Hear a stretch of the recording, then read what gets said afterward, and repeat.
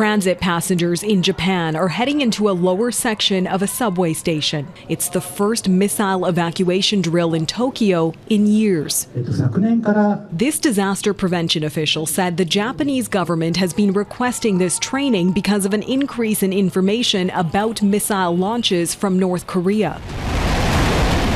There have been a series of recent test launches from North Korea, including a missile that flew over Japan's southern islands in August, triggering the country's nationwide alert system. I think that was very much a wake-up call for a lot of Japanese, who I think maybe didn't pay attention to defense and security issues as much before that.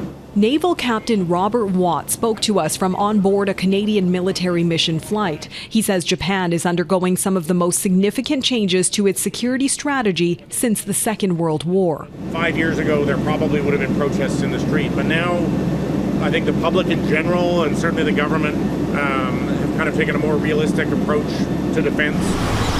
The U.S. military base in Japan is regularly used by Canadian Armed Forces members, taking part in Operation Neon to enforce UN sanctions against North Korea. This is a small part of Canada's larger aim to support, a free and open Indo-Pacific, to support a rules-based international order.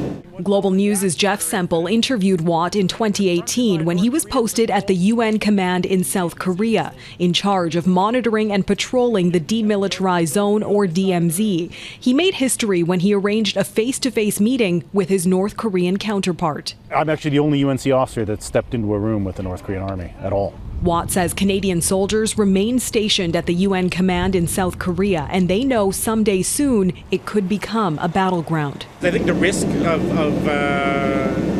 escalation is higher than ever. As these residents dashing for cover in Tokyo mark the latest sign of Japan's worries over the growing threat from the nuclear-armed North. Neetu Garcha, Global News.